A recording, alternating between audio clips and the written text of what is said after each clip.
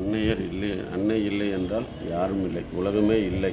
உலக அன்னையர் தினத்திலே நாங்கள் பெரும் மகிழ்ச்சியோடு அதை கொண்டாடும் மனநிலையில் இருக்கிறோம்.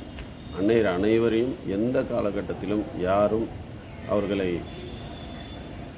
சரியாக கவனிக்கவில்லை. மன வருத்தம், மன உளைச்சல் வரும் அளவிற்கு யாரும் பிள்ளைகள் நடந்து கொள்ளக்கூடாது என்பதுதான் எங்களுடைய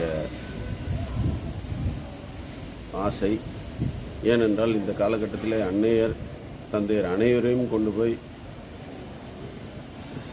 சில பாதுகாப்பு இல்லங்களிலே சேர்க்கின்றார்கள். நல்ல வசதியானவர்களும் கூட இந்த நிலையிலே தான் பார்த்து கொள்கிறோம். வேறு ஒரு வேலையால் போட்டு கூட வீட்டிலே பார்த்து கொள்ளும் நிலையில் இல்லை.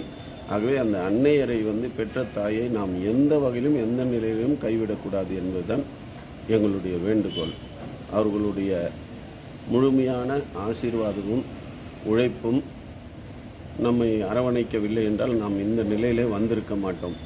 அதை நான் மனநிறைவாக சொல்கிறேன். என்னுடைய தாய் இல்லை என்றால் நான் இங்கே இருக்கும் அரசியலிலோ அல்லது பொது வாழ்விலோ அல்லது குடும்பத்தையோ இந்த அளவிற்கு கொண்டு வர என்னால் முடிந்தவே இருக்காது.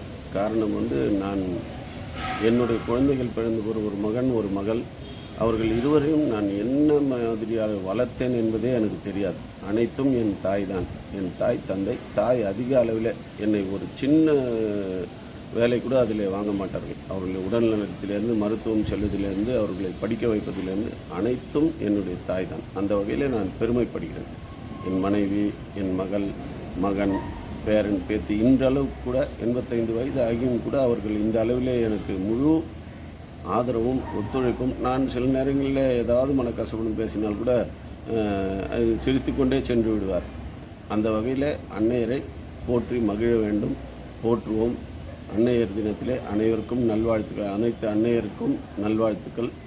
அவர்களுடைய நலனை நாம் என்றும் பேணி காக்க வேண்டும். சிறிதளவும் முகம் சுளிக்காமல் அவர்களை பாதுகாக்க வேண்டும் என்பதே எங்களுடைய ஆசை, எங்களுடைய வேண்டுகோள். நன்றி, வணக்கம்.